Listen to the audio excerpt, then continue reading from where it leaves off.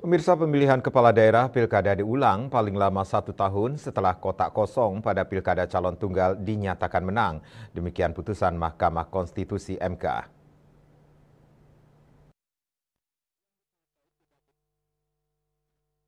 Selain itu, MK juga menyatakan kepala dan wakil kepala daerah yang terpilih berdasarkan hasil pemilihan ulang dimaksud memegang masa jabatan sampai dilantik kepala dan wakil daerah hasil pilkada serentak berikutnya sepanjang tidak melebihi masa waktu 5 tahun sejak pelantikan. Ketentuan tersebut merupakan pemaknaan baru MK terhadap pasal 54D ayat 3 Undang-Undang Nomor 10 Tahun 2016 tentang pemilihan gubernur, bupati, dan wali kota Undang-Undang Pilkada.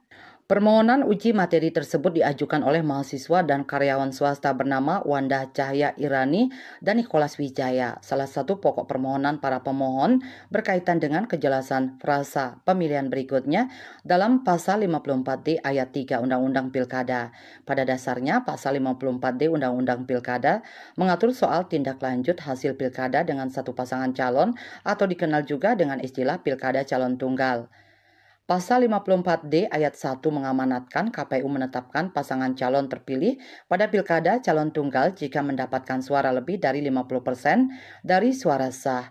Apabila perolehan suara pasangan calon tunggal kurang dari syarat itu, pasangan calon tersebut boleh mencalonkan lagi dalam pemilihan berikutnya sebagaimana diatur pasal 54D ayat 2. Sementara itu, pasal 54D ayat 3 mengatur bahwa pemilihan berikutnya diulang kembali pada tahun berikutnya atau dilaksanakan sesuai dengan jadwal yang dimuat dalam peraturan perundang-undangan.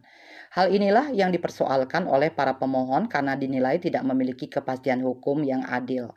MK mengatakan desain waktu pemilihan berikutnya yang diatur dalam pasal 54D ayat 3 Undang-Undang Pilkada dirumuskan oleh DPR dan pemerintah bukan dalam model desain pilkada serentak secara nasional seperti yang diterapkan pada Pilkada 2024 ini.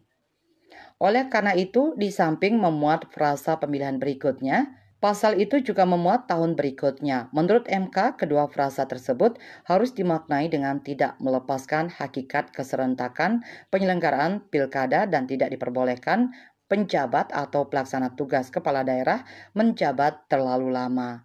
Bali Post melaporkan.